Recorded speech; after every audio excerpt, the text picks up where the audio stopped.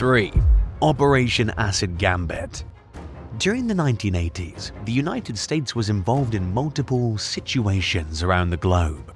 There was trouble in the Middle East and Libya, and there were also issues on the tiny island of Grenada. Another country they were involved in at the time was Panama. The United States has had a lengthy history of involvement in Central and South America. In 1902, the US voted to build a canal in the Western Hemisphere to make international travel easier. Original plans had the canal going through Nicaragua, but this eventually changed. Their new location was Panama. It's a narrow country in Latin America, and construction was much easier there than going across a larger nation like Nicaragua. The Panama Canal was finished in 1914. Along with its completion, the US entered into a joint commission with Panama to oversee and manage the waterway. During the presidency of Jimmy Carter in 1977, an agreement was made to hand the canal over to a Panamanian commission.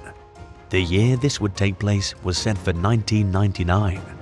In 1989, President George H.W. Bush decided to send the US military to Panama to restore order and to capture their president, Manuel Noriega. Noriega was a strict military man who was viewed as an ally to the United States. He was also known to use violence and intimidation to get his way. Noriega was reported to have been involved in the illegal trafficking of narcotics and racketeering. This was complicated since the US was very public about its war on drugs. They couldn't afford to be seen as allies with someone doing exactly what they were fighting. Noriega's relationship with the US went sour in 1989 when an American serviceman in Panama was murdered. Noriega also imprisoned an American CIA operative named Kurt Muse and even threatened to execute him. The operative was living in Panama at the time and was in jail because it was believed he was part of an undercover plot to overthrow the Panamanian government. Muse was extremely critical of the Noriega government because they kidnapped and killed a close friend of his. This was likely due to both Muse and the friend being anti-Noriega. Muse ran a print shop that printed posters for a rally. The event was held to remember the friend who was kidnapped and killed. In response, Noriega's men burned down the operative shop. Muse then started broadcasting anti-Noriega propaganda because Noriega was up for re-election. The democratic process turned out to be a sham though, and Noriega remained in his seat of power. By this point, President Bush had had enough of Noriega and his violent antics. He sent over 20,000 troops to Panama in December 1989. Part of that group of soldiers was Delta Force. The primary objective of Delta Force members is to deal with counter-terrorism operations. They're trained to deal with the apprehension or elimination of high-profile targets and breaking up terrorist cells if necessary. Delta Force was given the difficult task of rescuing Kurt Muse in a mission called Operation Acid Gambit. They brought in helicopters to rescue Muse from prison on December 20th. The helicopters dropped Delta Force on the roof, they blew through a door, went down 2 flights of stairs, killed the guard who was watching Muse, and swiftly rescued him. Before long, Muse was tearfully reunited with his family. As far as the invasion of Panama went, it went off without any major hitch. Panamanian forces were overwhelmed by the US and didn't pose a threat. Noriega went to the Vatican's embassy in Panama City for refuge. This made the operation last much longer than it needed to be. But the US military set up loudspeakers and blasted rock music non-stop at the Vatican's embassy to break Noriega's spirit. He finally surrendered to them in January 1990. Noriega was incarcerated in the United States up until 2007, but he was prosecuted in Panama and France after the fact for other crimes. He was then sent to a prison in France and back to Panama in 2011. He was released from prison in 2017 but was in poor health. He died that same year not long after tasting freedom. On a final note, on December 31st, 1999, the United States did decide to turn over control of the Panama Canal. What's your favorite spy movie? Let us know in the comments below. And if you haven't already, be sure to subscribe to the channel. 2. Bay of Pigs. The United States and Cuba have a long and complicated relationship. Located about 90 miles off the coast of Florida, Cuba is a communist nation that's been the thorn in the side of the US since the late 1950s. Cuba was a country commonly known for its sugarcane crop. It was also a wealthy colony for Spain during the 18th century. In the 19th century, it was still going strong and was once one of the most mechanized agricultural nations in the world. At one point, they produced about 1/3 of the world's sugar. Spain still controlled Cuba, but lost it after the Spanish-American War of 1898 with the US. Cuba won its independence, but it was a nation under United States careful control. After a while, the US allowed Cuba to be its own country, but still played a key role in their governing style. Cuba wasn't able to escape the shadow of the United States, but that'll change during the 1950s. It started with a revolution against President Fulgencio Batista. Fidel Castro and his forces were victorious, and they quickly established a communist government. This was a major point of frustration for the United States. After World War II, the US was on a mission to stop communism from spreading around the world. After the revolution in Cuba, communism wasn't far from the US. To make the situation even worse, Cuba was also an ally to the Soviet Union, the communist adversary to the States. The US cut off diplomatic ties with Cuba at this point, and they also put an embargo on goods to the country, but allowed food and medicine as an exception. On the other side of the conflict, Castro blamed the US for insurgents in Cuba. As soon as the communists took power, the United States was plotting to overthrow the Cuban government. President Eisenhower was briefed on the plan. They feared that Cuba would help communism spread into Latin and South America. The Central Intelligence Agency CIA assisted in the planning of an invasion of Cuba to overthrow Castro. Their goal was to set an invasion, but not make it look like something that was initiated by the United States. What they feared was the operation being seen as the US declaring war on Cuba, which would possibly bring the Soviet Union into the picture. This invasion was planned to be conducted by about 1,500 Cuban exiles who were trained by the United States. Planes and boats would also be used in the invasion, but they would be painted to look like planes and ships from another country, not the US. The planes were meant to bomb Cuban military air bases, and the boats were sent to land the troops. Places to land were discussed, and the final choice was marked for the Bay of Pigs. The actual invasion happened during the presidency of John F. Kennedy. Everything was planned, and the stage was set and ready for the operation. It was April 15, 1961, when 3 US-made airplanes flown by Cubans started bombing Cuban air bases. 2 days later, a large number of Cuban operatives trained by the US and armed with weapons from the government landed at several positions on the island. The main landing took place at the Bay of Pigs on the southern coast. Although the planes bombed the Cuban air bases, they didn't do a great deal of damage. The Cubans somehow learned of the attack and were able to move their aircraft out of harm's way. President Kennedy was not thrilled with the results of the bombing. He was frustrated. He initially thought that the plan set by the CIA would be executed to not appear like a US-backed invasion of the island. After a while, Kennedy believed the plans were too grandiose and poorly executed.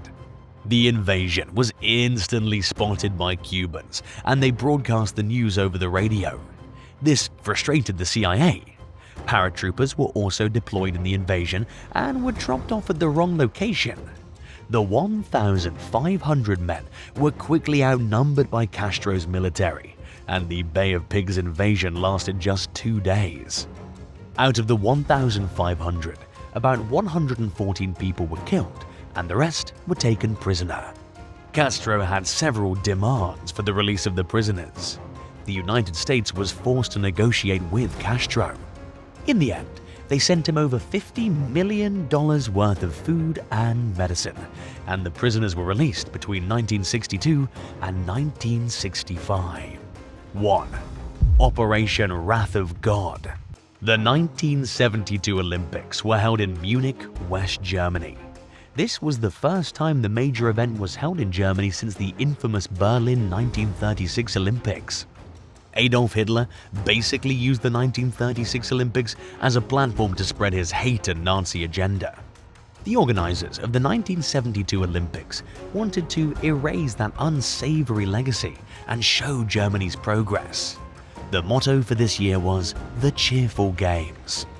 Another reason these Olympic Games needed to go over without a problem is that the 1968 Olympics in Mexico City were hit by an ugly incident right before the event. Students protested that the government was putting too many funds towards the Olympics and not investing in much-needed social programs. The protest took an ugly turn when the protesters were fired upon by the military. Over 200 people were killed. A week after the 1972 Olympics in Munich opened, there was unfortunately another horrible incident. During the morning of September 5, 1972, a group of Palestinians belonging to the Black September militant group somehow managed to enter the Olympic Village armed with machine guns and grenades. They took 9 members of the Israeli Olympic team hostage. 2 of the members were killed in the process. The Palestinian terrorists had several demands. They demanded the release of 236 Palestinians being held in Israeli prisons. Also, they requested a plane to take the terrorists to a destination of their choice in the Middle East. If these demands were not met, they threatened dire consequences for the hostages. Because of this, West Germany was put in a tight spot. They couldn't negotiate the release of the 236 Palestinians who weren't in their country, and Israel told them no to the deal. Israel basically left West Germany to deal with the terrorists themselves. After World War II, Germany was divided into 2 different countries. There was the democratic Western-backed West Germany and the communist-backed East Germany. West Germany was imposed with certain rules for their police and military members following their surrender in World War II. The military were forbidden to help the police in West Germany in situations like this. With this in mind, the police were not properly trained and weren't ready for dealing with terrorist threats. The West German police eventually developed a plan. They told the terrorist group that they could fly them to Cairo, Egypt. Cairo was sympathetic to the Palestinians since Egypt was an enemy of Israel. The West Germans planned to disguise their police officers as the crew and overtake the terrorists when they got on board the plane. The deal worked. Now it just had to actually be executed. During the night of September 5, 1972, the terrorists and their hostages got on a bus that took them to waiting helicopters. The aircraft then transported everyone to Fürstenfeldbruck Air Base outside of Munich, where the plane to Cairo was ready and waiting. Some of the West German police backed out of the plan to disguise themselves, since the plane crew claimed it was far too dangerous. They quickly adapted a plan to use snipers instead, but there were issues with this plan as well. The police didn't have the right kind of rifles, and they didn't know who was a terrorist and who was a member of the Olympic team. Armored cars were reportedly ordered to be used for the rescue, but they were stuck in traffic. What happened next was heartbreaking. 2 of the terrorists inspected the plane. Something caught their attention, and they yelled to the other that it was some sort of trap. Gunfire then erupted, and the scene turned into pure chaos. The helicopter crews ran for cover, but the Israelis were tied up in a helicopter. All of this was being broadcast, and a few news outlets reported that the terrorists were taken out and the hostages had been freed. This information was not the truth though. During the shooting, the terrorists actually murdered the Israeli hostages. All but 3 of the terrorists were killed. The other 3 were captured not long after. When the news of what happened was broadcasted, an announcer for the ABC News in the United States simply reported in a devastated voice, "They're all gone." This was also the first terrorist attack carried out on television. The media was at the games, and every move was reported on. The 3 captured terrorists were allowed a press conference to discuss their roles in the attack and Palestinian grievances. After the massacre at Munich, Israel created a secret committee to deal with the incident. The Prime Minister of Israel and the Defense Minister created a group made of members of Mossad, Israel's foreign intelligence agency, as well as the Israeli Defense Forces. They would be part of a secret mission called Operation Wrath of God. The mission started in late 1972. The first targets were Wael Zweiter and Mahmoud Hamshari. Zweiter was in Rome and was taken out in his apartment. Hamshari was approached by a member of the Special Missions team who posed as an Italian journalist. The member told Hamshari that they wanted to do a phone interview, and Hamshari agreed. The Wrath of God team then planted an explosive device in his phone. They called Hamshari at the agreed-upon interview time, and when he picked up his phone, the bomb went off. Next on the hit list were Basil al-Kubaisi, Hussein Abad al-Shir, Zaid Muchassi, and Mohammed Boudia. But in 1973, the Wrath of God operatives made a critical mistake in Lillehammer, Norway. The wrong person was targeted and killed. 5 Mossad operatives were arrested and convicted in the incident. Their last target was taken out in 1979 in Beirut, Lebanon. Do you know of any other secret missions you'd like us to make a video about? Let us know in the comments. And if you enjoyed this video, be sure to give it a thumbs up and subscribe to the channel. Thanks so much for watching, and we'll see you in the next one. Bye.